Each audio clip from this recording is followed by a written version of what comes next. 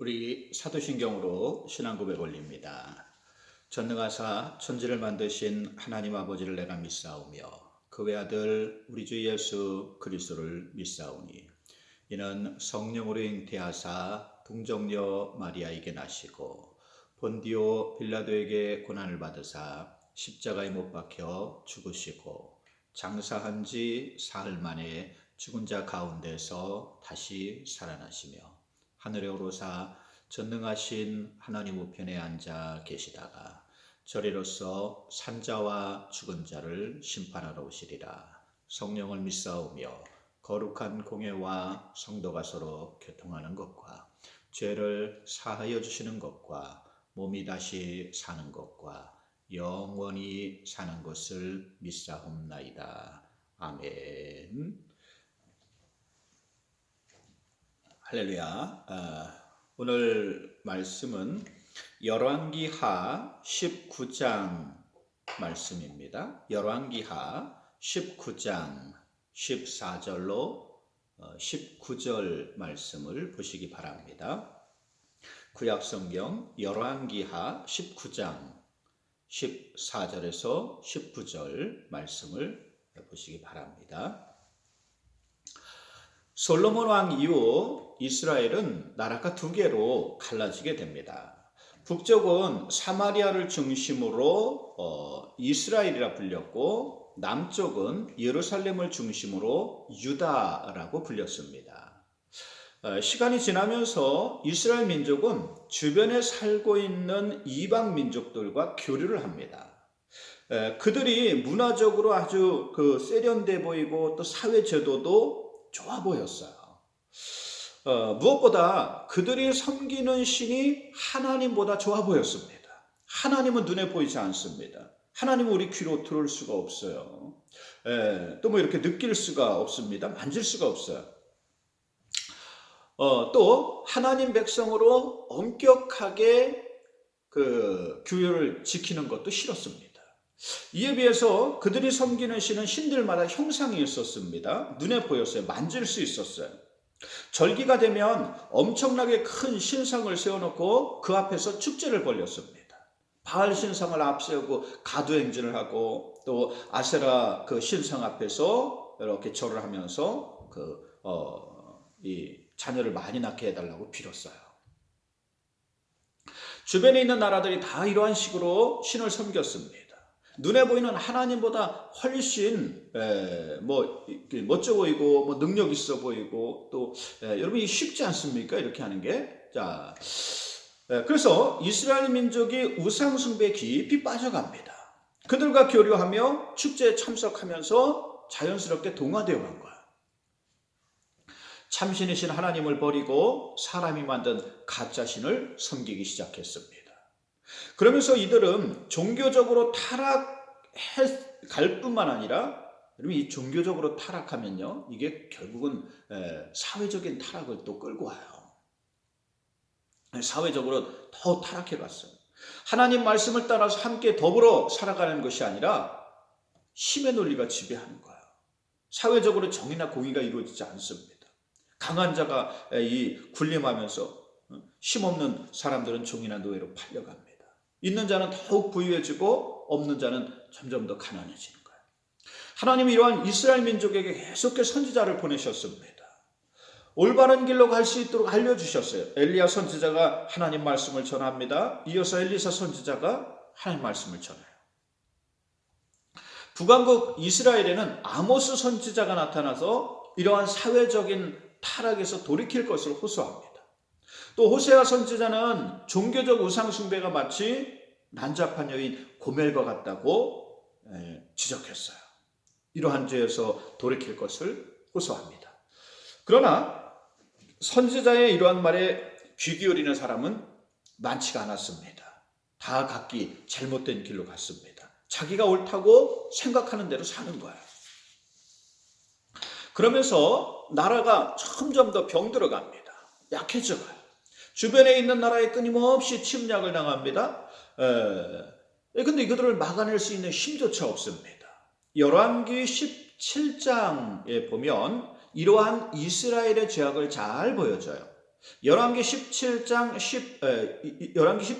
9절에 이스라엘의 자손이 점차로 불의를 행하여 그 하나님 여호와를 배역하여 모든 성읍의 망대로부터 견고한 성에 이르도록 산당을 세우고 모든 산 위에와 푸른 나무 아래에서 목상과 아세라상을 세우고 우상을 섬겼으니 이는 하나님이 그들에게 행하지 말라고 하는 것이라 라고 했어요. 13절에 여호와께서 각 선지자와 선견자를 통하여 이스라엘과 유대에 이르시기를 너희는 돌이켜 너희 악한 길에서 떠나 나의 명령과 규례를 지킬지어다 하고 말씀하십니다. 그러나 16절에 그들이 하나님 여호와의 모든 명령을 버리고 자기들을 위하여 두 송아지 형상을 부어 만들고 또 아세라 목상을 부어 만들고 하늘의 1월 성신을 경배하고 또 바알을 섬기고 또 그 자녀를 불 가운데로 지나가게 하면서 복술과 사슬을 행하여 하나님 보시기에 악을 행하여 갔다라고 했습니다. 온갖 방법으로 다 이런 걸 따라하는 거예요. 섬기는 거야. 그러면서 점점 더 악을 행합니다. 17장 18절에 여호와께서 이스라엘에게 심히 노하사 그들을 그의 앞에서 제거하시니 라고 했습니다. 결국 이러한 죄악 때문에 북왕국 이스라엘이 멸망하고 맙니다. 세계 역사를 보면 오늘날 터키 지역에서 이런 이 강력한 민족이 나와요. 바로 아시리아라는 나라입니다. 이 나라는 철제로 된 무기를 사용하면서 주변 나라를 하나하나 정복해 나갔어요. 아시리아는 아주 호전적이고 잔인한 민족이었습니다. 세계 역사에 가장 먼저 제국을 이룬 나라가 어디냐면 바로 이 아시리아예요. 북왕국 이스라엘은 이러한 아시리아의 침략을 받아서 BC 721년에 멸망하고 맙니다. 세상 문화를 따라가면 잘 되는 줄 알았습니다. 그게 성공인 줄 알았어요. 보기 좋고 화려하고 멋진 것을 따라가면 잘 되는 것 같습니다. 그러나 이 길은 잘못된 길이에요. 망하는 길입니다. 북왕국 이스라엘은 아시리아에 초토화돼요. 건물은 다 부서지고 들판과 밭은 다 불탔습니다. 왕은 포로로 잡히고 대신들은 처형당했어요. 또 백성들은 아주 먼 나라로 끌려갔습니다.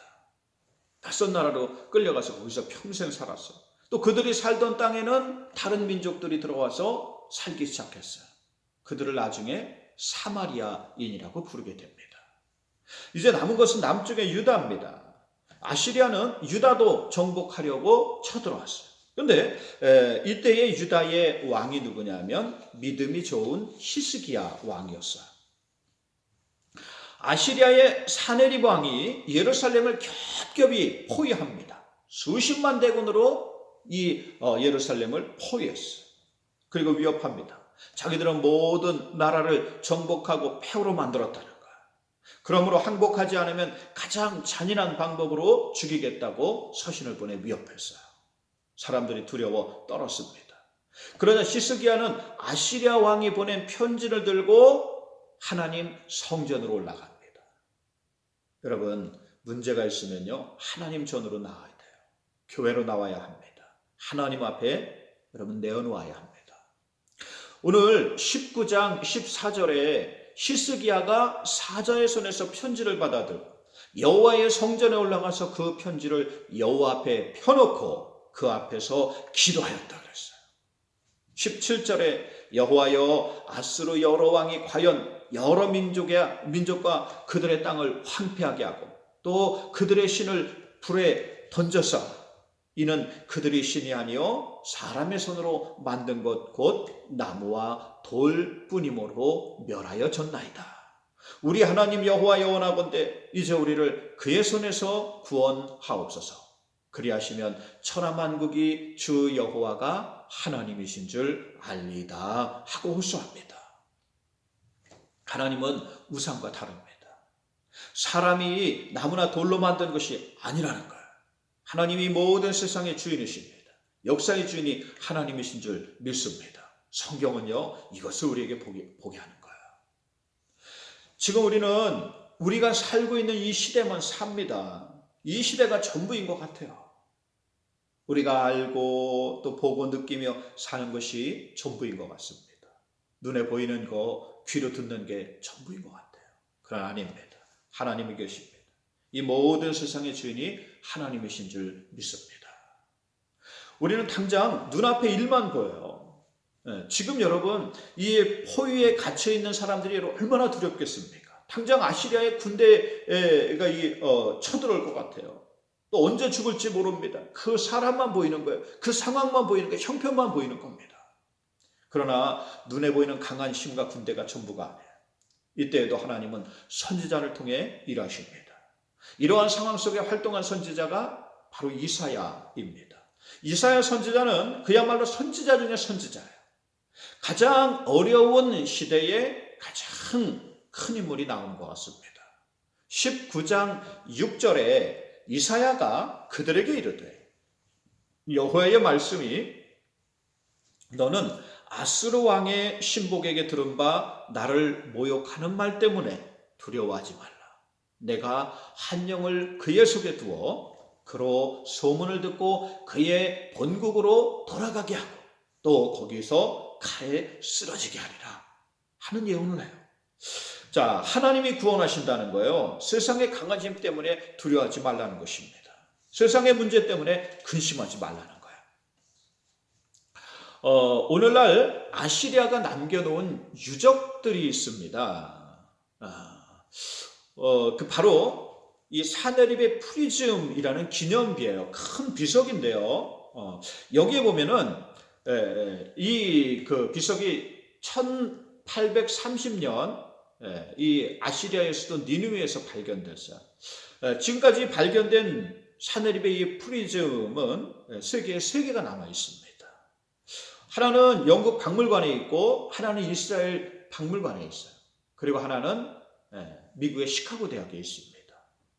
자료를 보면 그 당시 아수리아 그 사네립 왕이 그 히스기야를 마치 새장 속에 새처럼 가둬놓았다고 자랑을 해요.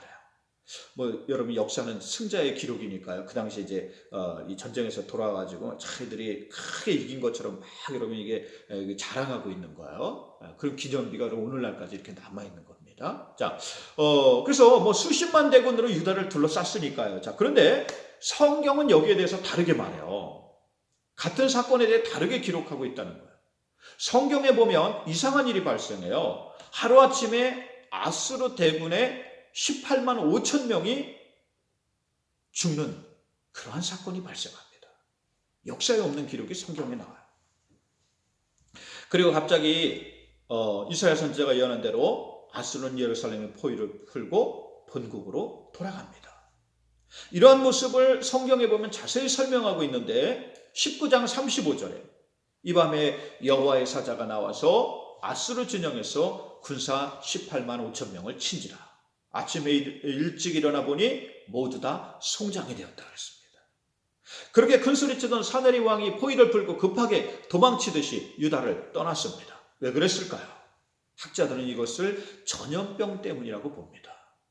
팬데믹이라고 그러죠. 갑자기 전염병이 확 돌았다는 거예요. 당시 아수르 군대가 진을 쳤던 곳은 들판이었는데 곳곳에 쥐가 엄청나게 많았습니다.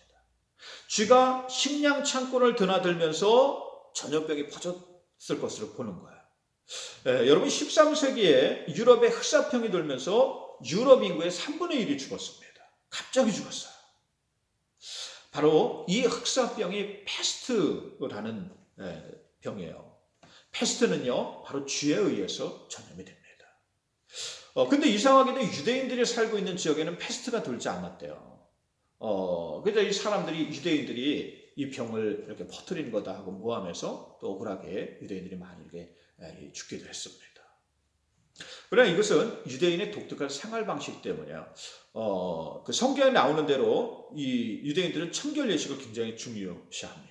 그래서 6월절이 되면은 집에 있는 모든 집기나 또 그 식기들을 끓는 물에 다 세척을 합니다. 그리고 봄이 되면 여러분 그 묵은 곡식은 남겨놓지 않아요. 다 여러분 이것을 이제 처리하거나 여러분 이것을 태워서 없앱니다. 그러니까 이들이 사는 지역에는 거의 쥐가 없다는 거죠. 그러므로 쥐에 의해 패스트가 퍼지지 않았던 겁니다. 패스트에 의해 아시리아 군대는 하루아침에 전멸을 하다시피 해요. 그러자 큰소리치던 사내림이 급하게 포위를 풀고 본국으로 도망치듯이 돌아갑니다. 이사야 선지자가 말한 그대로 이제 되는 것을 볼 수 있습니다. 하나님은 당신의 백성을 지키십니다. 지키시되 끝까지 지키십니다. 하나님 말씀을 따라서 생명의 길로 가도록 인도하시는 줄 믿습니다. 오늘날도 여러분을 도우십니다. 여러분을 부르십니다. 오늘 하나님 말씀을 통해 진리를 깨닫는 여러분들 되시기 바랍니다. 세상에 강한 것도 아무것도 아니에요. 세상에 강한 나라도 강한 힘도 민족도 아무것도 아닙니다. 우리가 근심하고 두려워하는 일도 아무것도 아니에요. 하나님이 사용하는 도구에 불과합니다.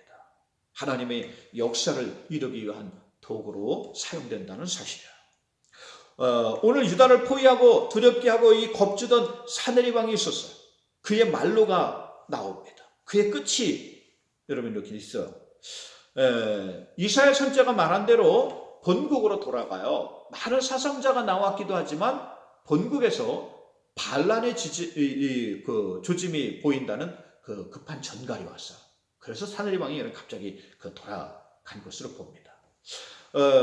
19장 37절에 그가 그의 신 니스록의 신전에서 경배할 때에 아드람멜렉과 사레셀이 그를 칼로 쳐 죽이고 아라랏 땅으로 도망하매 그 아들 에스라돈이 대신하여 왕이 되었다 그랬어요. 한치 앞을 모르는 게 사람이에요.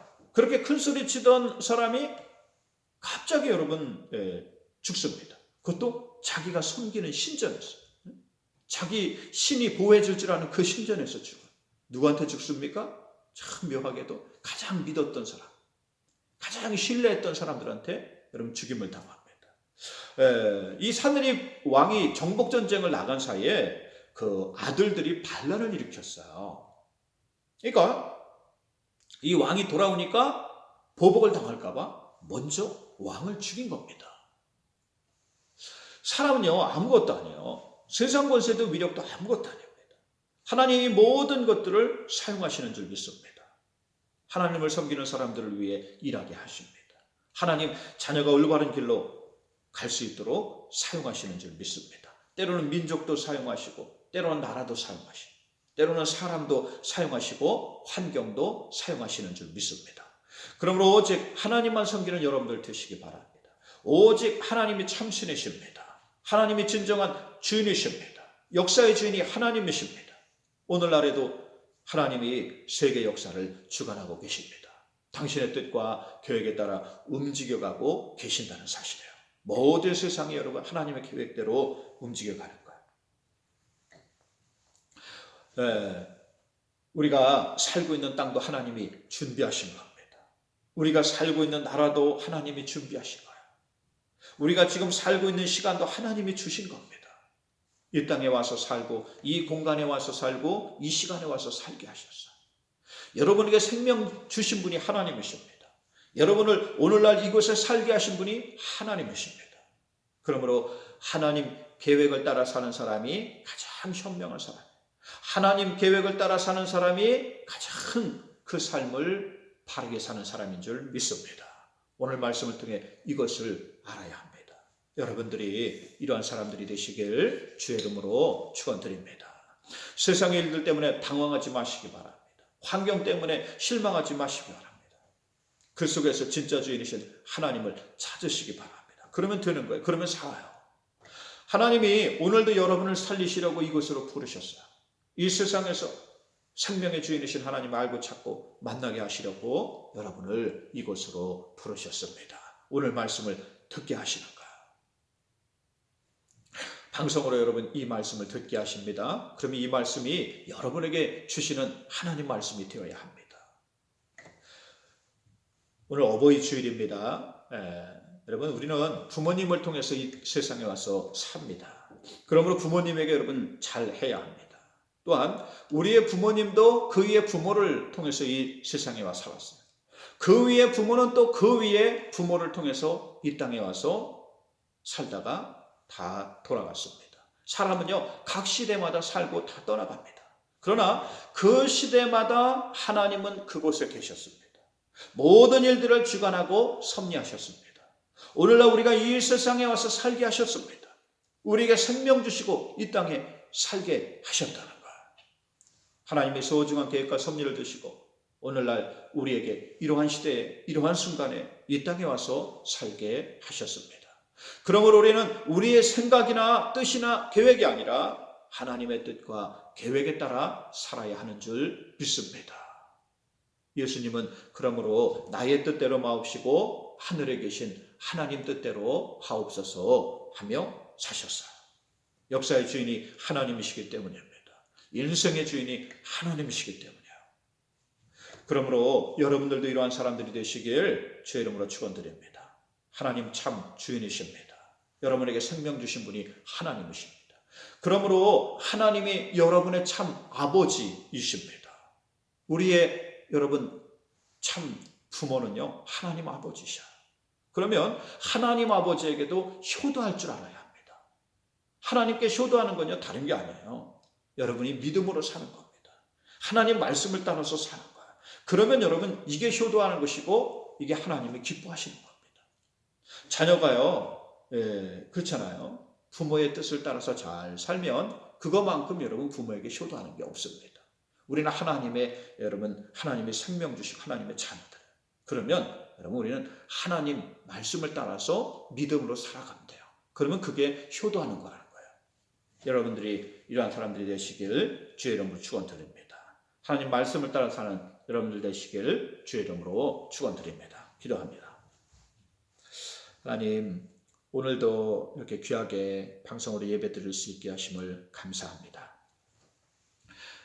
이 세상을 살아갈 때 세상에 눈에 보이는 거, 또 우리 귀로 듣는 거, 참으로 이 세상에 당장 급한 것만 따라 살지 않게 하옵소서. 오늘도 이 세상의 진정한 주인이 하나님이심을 듣게 하시고 알게 하셨사오니 하나님 말씀을 따라서 살아가는 귀한 심령들 되도록 인도하여 주시옵소서. 어느 곳에서 방송을 듣든 이 말씀이 하나님이 주시는 귀한 은혜의 말씀, 위로의 말씀, 격려의 말씀, 희망의 말씀, 용기의 말씀이 되게 하옵소서. 예수님의 이름으로 기도 올리옵나이다. 아멘. 우리 주기도문 하심으로 예배 마칩니다. 하늘에 계신 우리 아버지여, 이름이 거룩히 여김을 받으시오며 나라가 임하시오며 뜻이 하늘에서 이루어진 것 같이 땅에서도 이루어지이다. 오늘 우리에게 일용할 양식을 주시옵고 우리가 우리에게 죄 지은 자를 사하여 준 것 같이 우리 죄를 사하여 주시옵고 우리를 시험에 들게 하지 마시옵고 다만 악에서 구하시옵소서. 나라와 권세와 영광이 아버지께 영원히 일사옵나이다. 아멘.